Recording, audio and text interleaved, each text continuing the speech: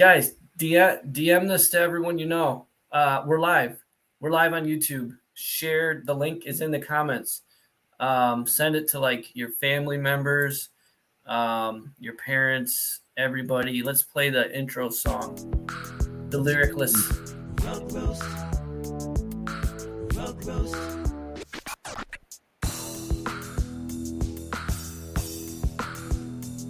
You're supposed to be freestyling. Yeah, the guests always freestyle. All right, guest freestyle next time. We got to make next show. We got to get Ovi on and make him freestyle just to get back at him. They are coming on. Let's see. We've got them August 18th. Oh, so not far away. Ovi for sure, and then we'll see if Mando and Alien Queen want to come on. We'll roast D-Gens, and we'll probably, Bract Guy, Tabs. We'll just dig into the whole thing. I don't know if it'll be much of a roast, but it'll be good to go over all of that. But yeah, welcome everybody. We've got Harun with Piggylet DeFi. Did I say your name right? Yeah, that's right. Sweet. All right. Perfect. Nice. And obviously me, and we got 2160 here. What's up? Yo, what's happening? Nothing much. It's Good Friday. So you know what's kind of cool is there's like 11 firms have filed for Ethereum ETFs. Yeah, man, it's like a spring. It just keeps coiling the pressure behind it, something happening in the US. And I don't see a world where BlackRock and Fidelity and all these other major financial global institutions are like, yeah, we're going to file this paperwork. They're not doing it because they don't think they're going to get it. They have such massive influence behind politics. Like, it just seems to me like it's a no-brainer.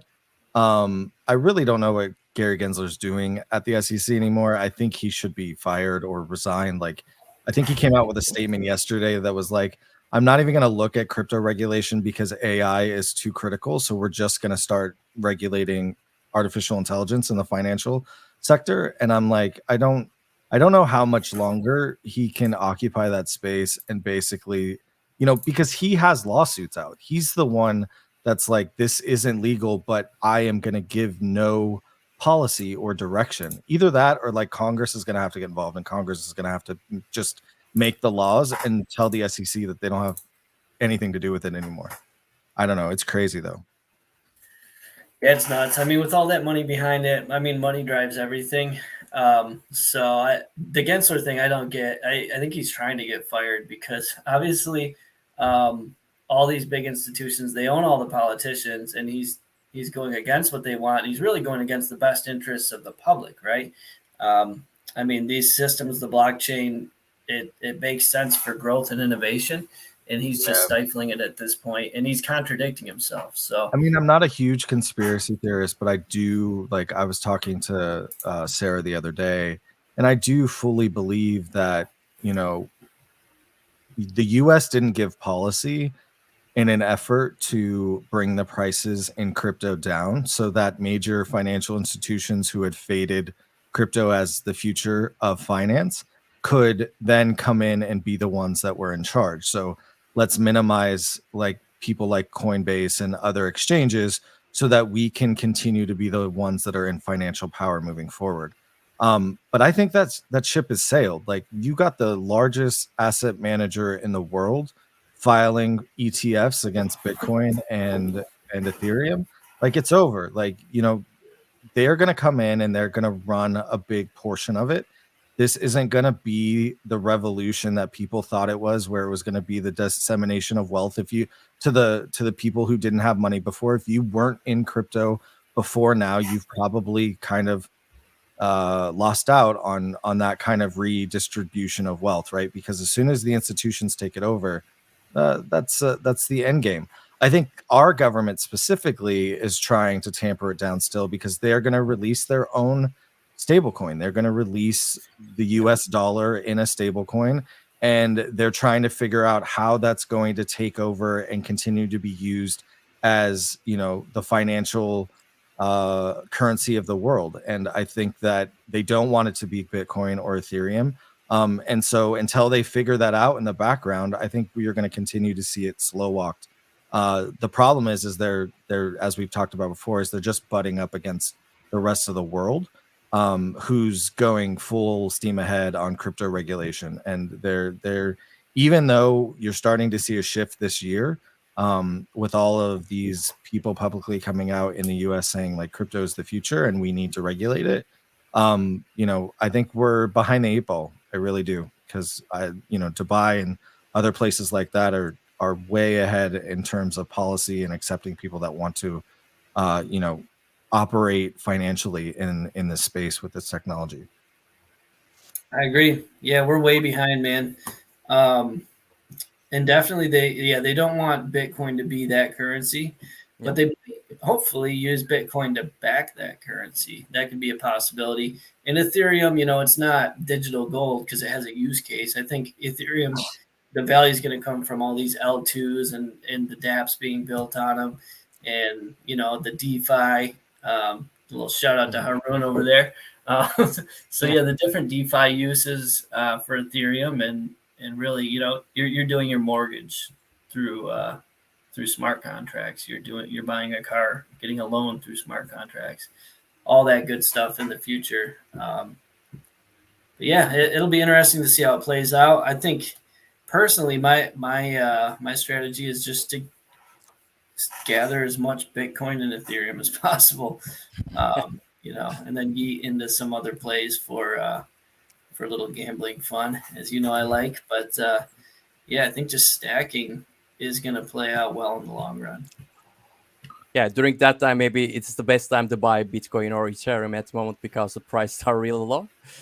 But of course, the prices decrease a bit more during that time because of that uncertainty in the global economic things. But I believe that especially in the next year, after the halving of the Bitcoin, and in the next year will be a halving, we will miss those prices for the buying opportunity. So it's maybe the best time to stack Bitcoin into Ethereums at the moment. I agree. Just keep DCAing in. I mean, if you believe in it, just keep adding, especially in buy FUD. Not financial advice, but you buy the FUD when people are saying bad things. Dude, I should have been stacking more when Bitcoin was 4,000 and ETH was 100 when I got seriously into the space. That's when I should have been stacking more. You should have known me back then and called me and told me about it, because I was like, actually, my background, right? Like, I knew about Bitcoin when I was in the military, but I couldn't buy any because of where I worked, and like it was just the way I learned about it was completely nefarious currency used for, underground crime, right, and drugs and stuff like that. And so I didn't ever get into the technology side because of the way that it was like presented to me. I wish I would have got into it back then, because then Burn, me and you wouldn't even know each other. I'd be on an island with my wife. Yeah, for sure. Yeah, no need to show up if you got billions of dollars, right? Yeah, man, I don't know. I faded it. My buddy told me to get Bitcoin in. It was like 2017, so it wasn't like a crazy good price, but still, it would have been a nice game. But I was like, yeah, man. I downloaded Coinbase, and then we were talking at the gym, and I just didn't do it. So anyway, I think in the future I'm going to try to identify opportunities and just throw something at it, even if something seems like not a sure thing. Just always have a little money to throw at things that could become something. Missed the boat.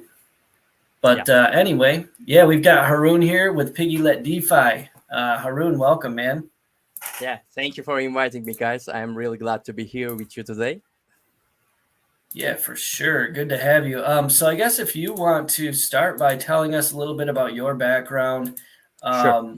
Before you got into NFTs, into crypto, how you got into crypto and Web3, and what you've been doing ever since.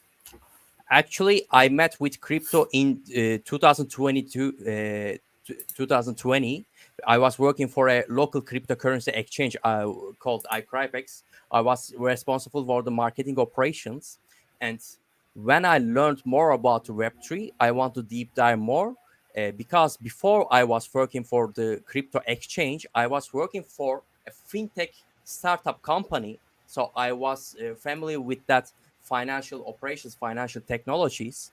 And when I learned that financial operations can be operated fully decentralized, actually it was a magical thing for me. It's my mind is just opened. So I learned more about the crypto, and after I improved myself, I decided to leave from the cryptocurrency exchange and I become a crypto trader myself. And I managed to make a living with it. Actually, it was easy back in that time because I started to begin my trading career in late 2020s and early 2021. And during that time, everything was booming about Web3, both NFTs, cryptos, altcoins, Bitcoin, Ethereum saw all-time highs. So I managed to make a living, and it was an easy task for me during that time. But when I was the trading is not only thing for me. Actually, I want to learn more about the Web3 during that process. So when I invest in a coin or in an NFT, I always research the background. Why this project important for the Web3? How this project creates a value for the space, and I improve myself. And I realized that one day, actually, I also want to be part of this space. I want to create a value for Web3. It is actually when I was talking with my mentor was the founder of the fintech startup company I was previously working for, and he organized a meeting with the founder of the Piggylet, Kemal, and I met with him. Our visions are matched, and we started working together. And today, I become the co-founder and the marketing manager of the Piggylet. And actually, it's really magical journey because when I first met with Kemal, our product was not ready. They were researching the idea, and of course, initiated the developing. But today we are live on the test net, and Piglet will be live in this year.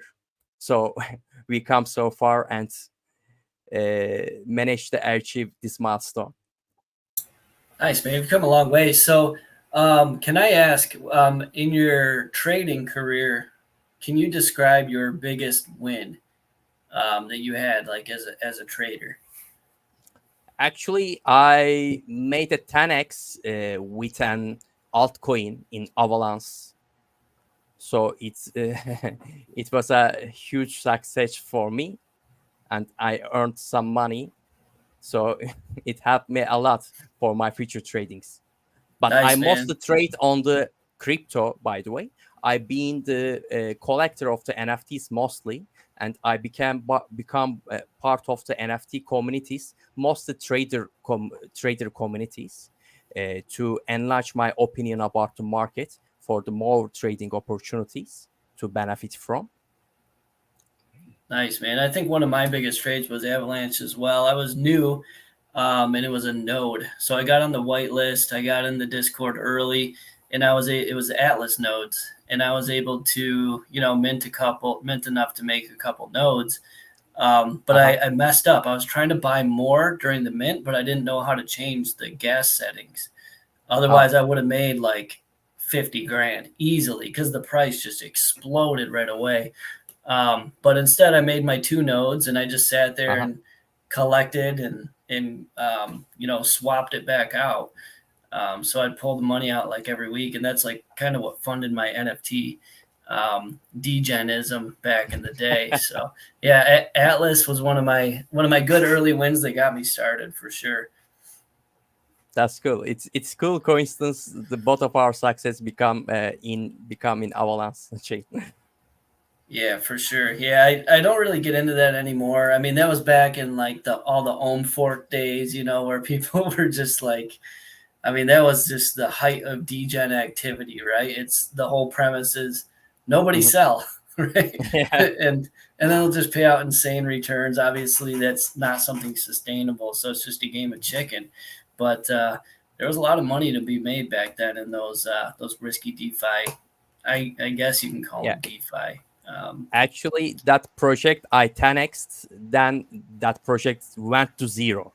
But Oh, yeah. yeah, but I already got my profit from there, so it was okay for me.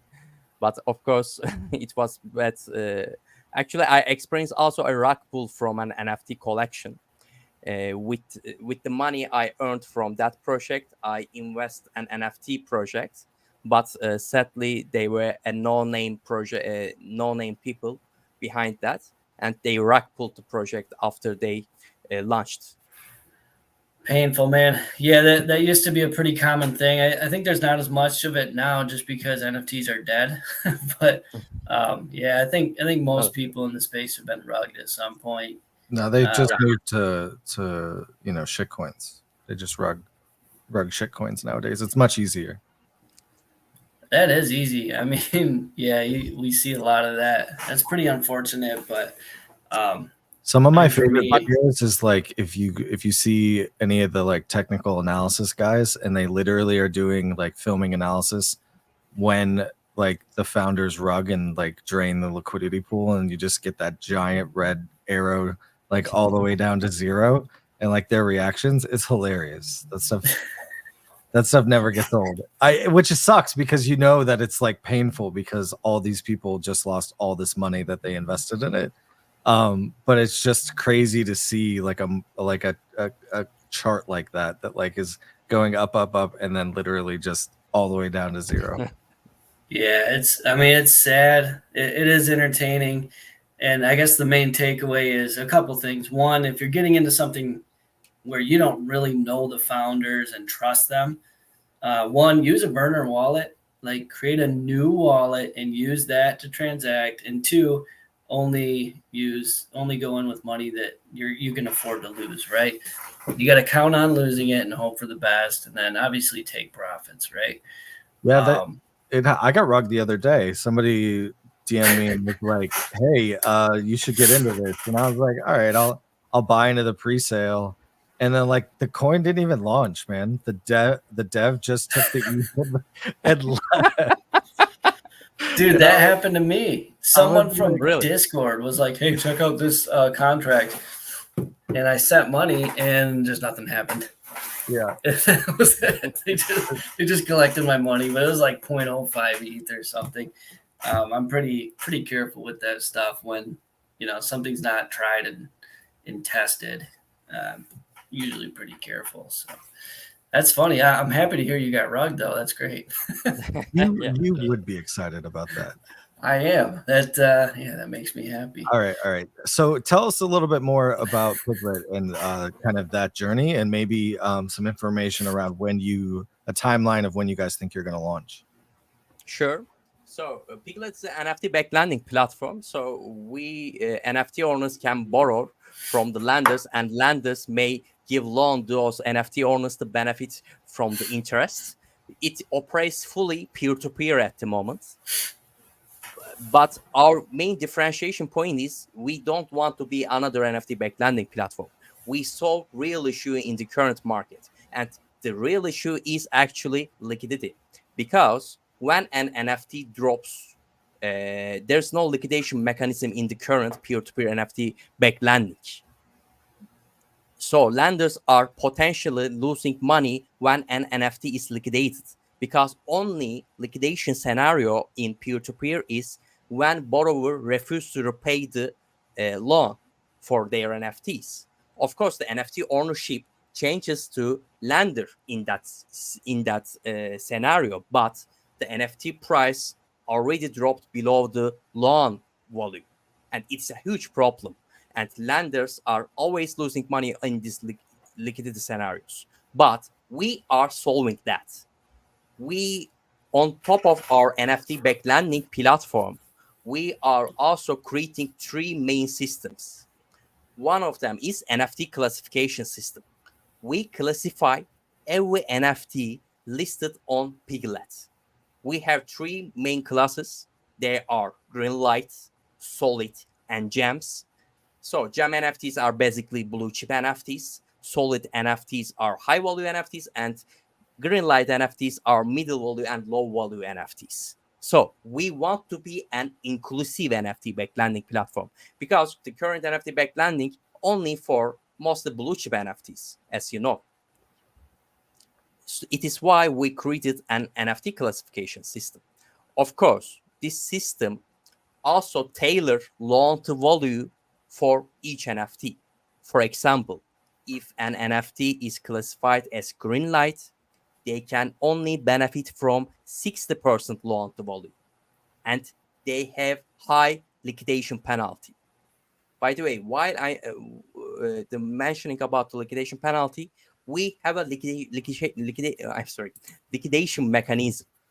So let's say you have an NFT that is valued for 20 Ethereum, and you want to take a loan like 10 Ethereum for that NFT, and market drops, your NFT is valued 11 Ethereum right now. Actually, for the gem NFTs, we set 5% liquidation penalty. Means that NFT trigger liquidation when the price drops below 10.5 Ethereum. But as a borrower, you took a loan for 10 Ethereum, right? So there's a 0.5 Ethereum arbitrage there. We create that arbitrage opportunity for safety of the loan, because when the price drops, we trigger liquidation, and lender, of course, may choose to own that NFT with an arbitrage opportunity, but also the lender may choose to list it on our liquidation marketplace. And since we have created an arbitrage as platform, liquidator users may purchase this NFT and pay the lender back while benefiting arbitrage opportunity, and make NFT market more liquid and ensure the safety of the loan. And because of this safety measure, we allow other NFT collection like middle value NFT collections. For example, we even will be able to allow like 0.2 Ethereum valued NFT collections in our platform too, but of course with higher liquidation penalty. For example, if you take a loan for that NFT for 0.1 Ethereum, we will trigger liquidation on 0.13 Ethereum. So it will be higher liquidation penalty to ensure the safety, because of course the low value NFTs have different demand mechanics compared to blue chips. Actually, it is how we creating an inclusive NFT backed lending platform in the space. Interesting. So, oh, go ahead, Bern. so essentially it's safer for the lender because you're going to liquidate above the highest offer on any market. So are you like scanning different marketplaces like Blur, OpenSea? So I can create a bot if I want, and I can just grab a liquidation and dump it into an offer on Blur or OpenSea, and then just collect an arbitrage.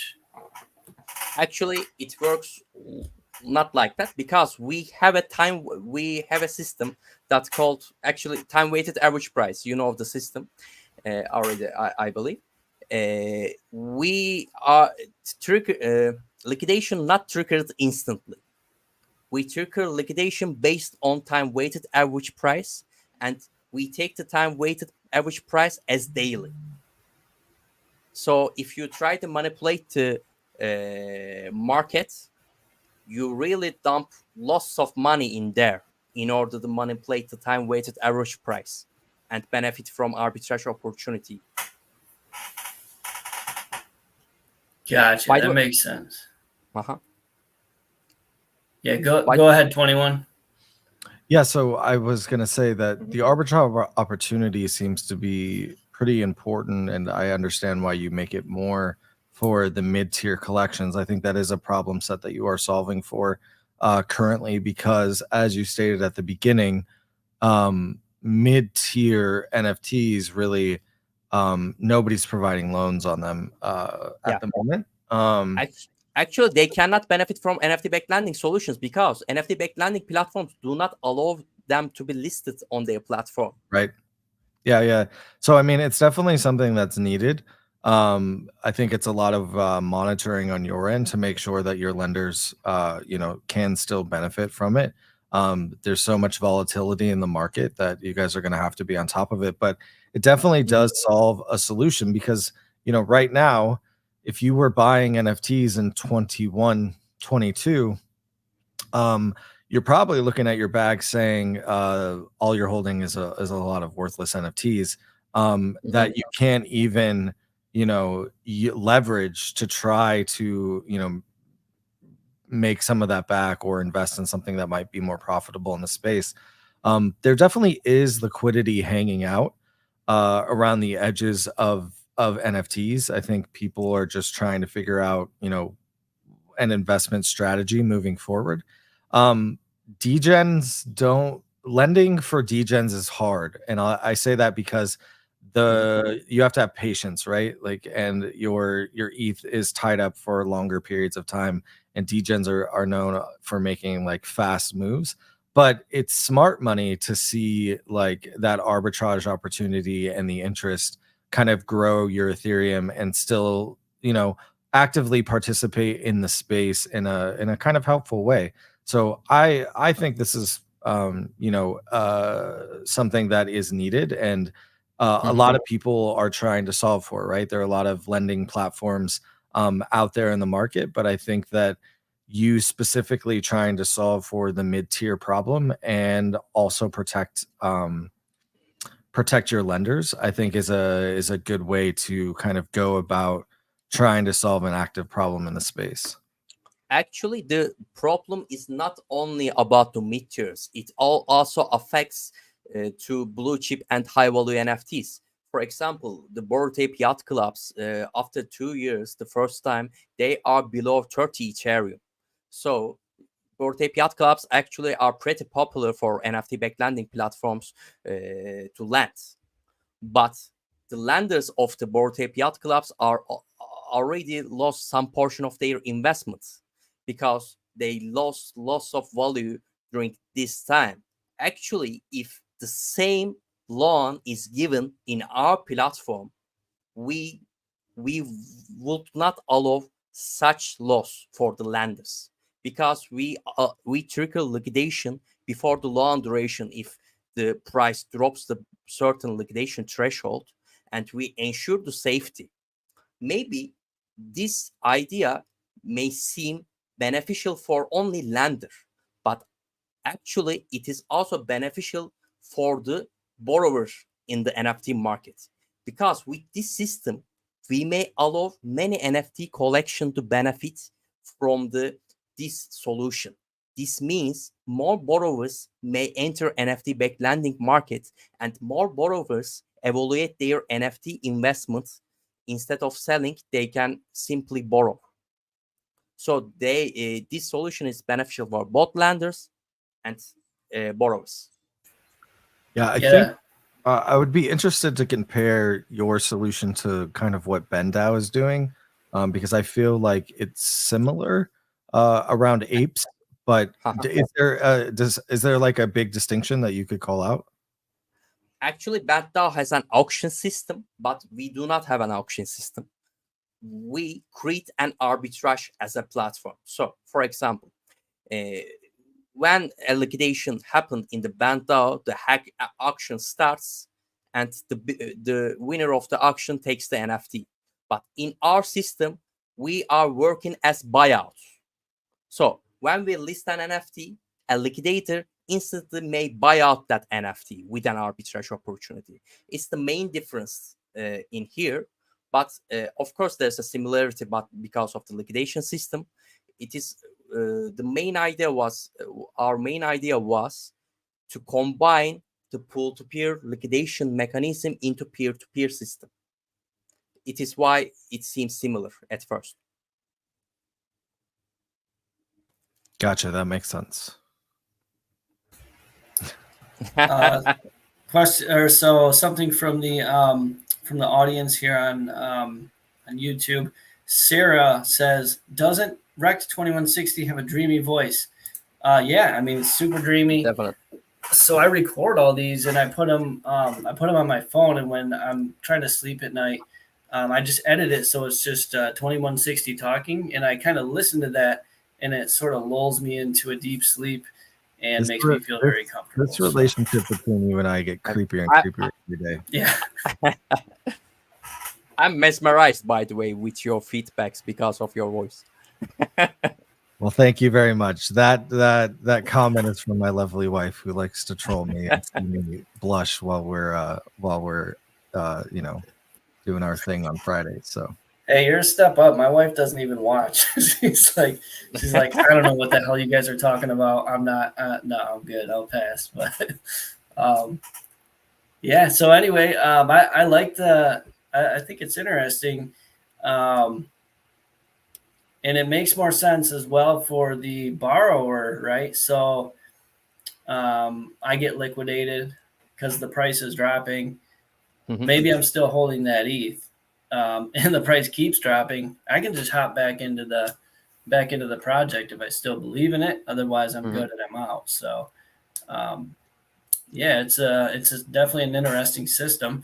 I guess my next question is, what is your plan to gain mass adoption on this? What is your marketing strategy to get a lot of people involved?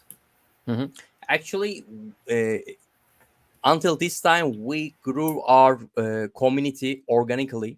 We didn't do any promotion yet, but we want to start right now because in our testnet, our liquidation mechanism and marketplace is not live yet on the testnet, but we will release this mechanism and marketplace in our next update. And while we are releasing this update, we also release our own NFT collection because we also want to create an NFT community inside of the Piggylet. And of course, we don't want to make another NFT collection. We want to create a utility-based NFT collection. And we have a platform so we can provide this utility. Actually, there's Piggylet's NFT owners will have utilities like priority on listing, discount on fees, and many more to benefit from. And now we also start our promotional marketing campaigns after that update and start our co-marketing operations with other NFT collections and other NFT related projects. Actually, I can announce that we are open all co-marketing proposals. So if you know some NFT collection developers, you can connect us and we can discuss all the opportunities we can make together.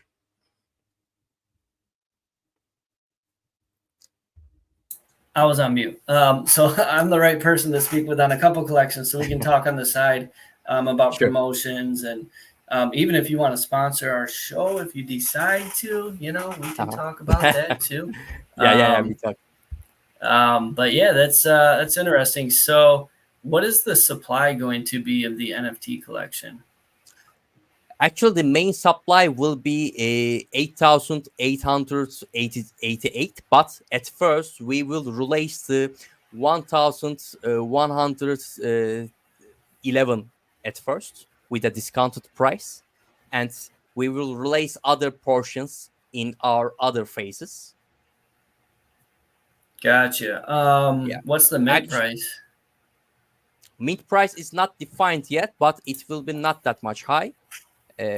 Honestly, we are thinking about make it around $1,000, but we are giving away. I'm sorry. Not 1,000, 100. My 100. pronunciation. Yeah. Definitely Okay. not 1,000. I'm sorry for that. $100, and we are giving away whitelist spots for our community members, and also we are giving away free mint spots. So whitelist spot owners will benefit from the 30% discount for the minting price. Okay, interesting. Yeah, I think the supply is you're going to be tough. It's going to be tough to mint that out right now unless something changes in the market. Um, I like the supply you're starting with, 1111. That is a better supply. If you're Yeah, trying it to is mint actually out 111. 9,000, Yeah, what's that? 1,000. Our main supply is, starting supply is 1,100. So 1111. Yeah, it is 1111. Yeah, I would almost Yeah, say that's the supply. Hope it mints out because it. I mean, right now, like to mint anything, to mint 500 out is a struggle in mhm. a good collection. So, um, yeah, I would say keep that supply as small as possible, but at the same time, yeah, it's whatever works for you. Mhm. $100, that might make sense if a lender or a borrower sees that they can save enough money on fees and things like that to pay for Yeah. itself. For someone that's deeply in it. But yeah, interesting. 2160. Any other questions? The only other thing I wanted to ask was about the tokens themselves. So, can you tell us a little bit about these the tokens that is mentioned on on your site for interest and staking? Yeah. We are also releasing Piggylet tokens. They can be minted through borrowing and lending in our platform, as well as with staking. And they will also provide utilities in the platform. Actually, you can check all the utilities through our docs. Yeah. You can check the token site, token section. Awesome. Yeah, thanks. I appreciate it. No, I don't think I have any more questions. I appreciate Mhm. you coming on and kind of explaining what the future of your lending platform is going to be, and also I think it's really important for people to understand, the unique problem sets that you're trying to address within the market that you have observed, Mhm. that differentiate you from other lending mechanisms and platforms that already exist. So keep building, man. This is the perfect time to do it Yeah, and get definitely. something launched and operational before the next bull comes around. Yeah, I think this Actually, can be useful for sure. yeah, Go ahead. we believe DeFi Summer 2.0, and we believe that DeFi Summer 2.0 will be all about NFT backed lending platforms.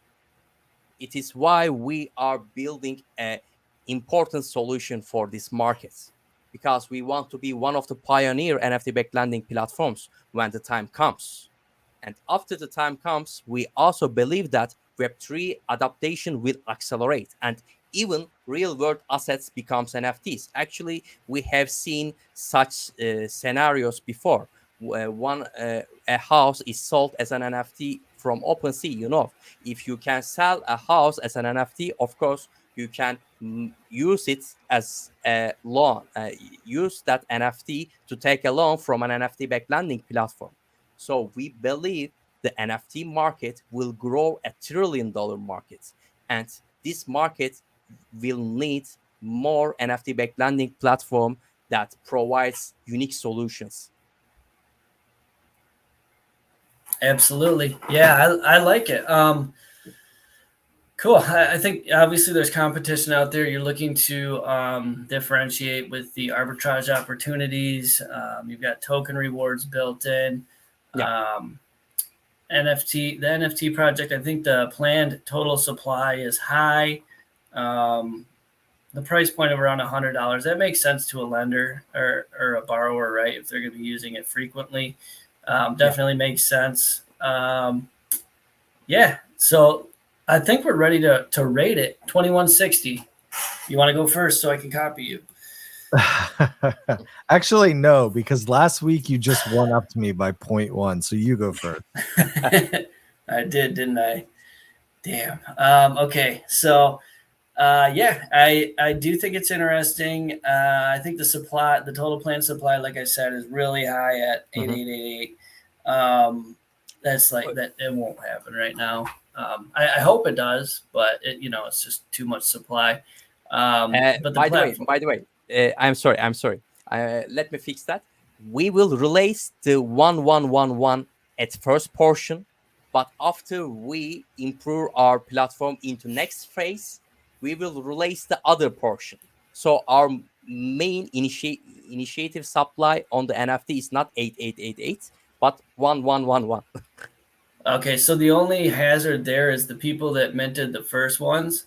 You're not going to get much secondary trading. So if anyone's looking to mint it to trade it, it's not going to be great for them because the supply is going to get diluted, and they know that's going to come, which is fine. I know you're just trying to raise money, and there's utility beyond just the trading. So it's like the type of thing where you might mint one and hold it simply for the utility, which is probably what you want. You want people using the platform, right?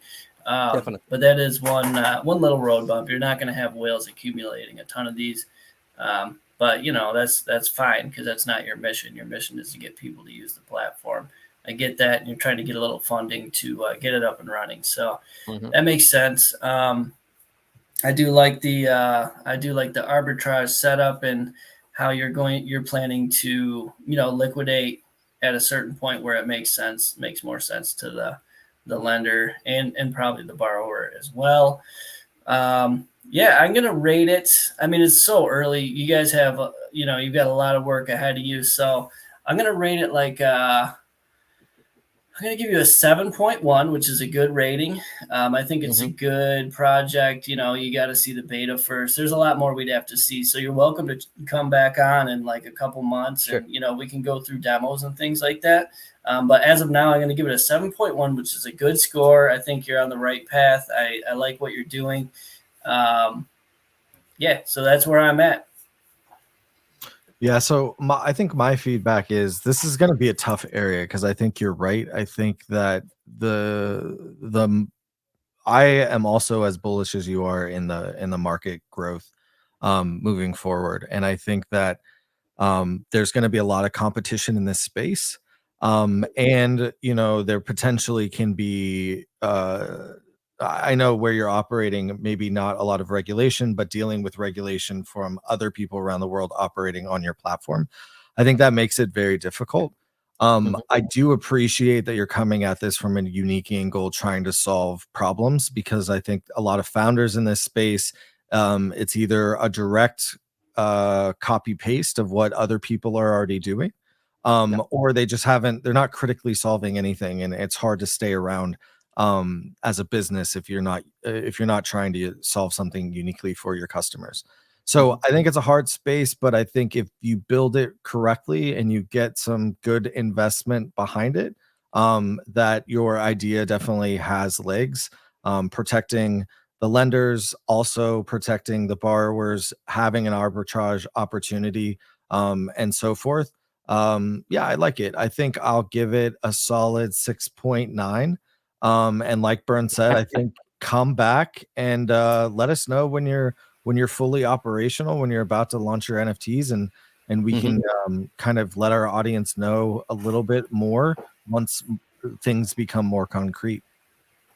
Sure, I will really glad to be here once more when we update our testnet. But if you want to try the current version of our platform, you are welcome to enter testnet.piggylet.com, and you can fully try our platform on Sepolia network. You can mint test NFTs and test cryptocurrencies through our testnet, and you can experience Piggylet. But we will update the version with liquidation mechanism and marketplace, as I mentioned before, and then we will be ready to go live. Actually, Nice, that's good. Yeah, people can get on and get a feel for it first. So yeah, it could be attractive to the Rex Guy community. We've got a few in here, so I know you absolute degens love to borrow against your NFTs. So hop on the test net and see if you like it, because this could be interesting to you all. Can we have them rename it Toggle 2.0? Yeah. Toggle is the master liquidity provider. I don't even know how many Rex guys he has now, but it's a lot. I took a loan from him at one point. I paid it back. I think I've taken probably 50 loans from Toggle over the last year. Of course you did, you absolute degen. Yeah, but it's I think it makes sense for the space. You've got a lot of competition, but Man, I'm happy to have you back on in a couple months. Reach out to us. We'll get together. And then if you want to look into any of the communities that I work with, which is Rug Radio and Rect Guy, let me know. We can talk and, see what's going on. But yeah, thanks, man. Thanks for coming on, and Thank you. Keep building. It's good stuff. Yeah, thank you for having me, and I'm really excited to share more updates with you as we improve our platform even more. Absolutely. Sounds good. Thanks, man. Thanks, man. Thanks. Bye-bye. I'll play us out. All right. Show today, man. I gotta go do some stuff, and then I will see you in about 45 minutes for a meeting.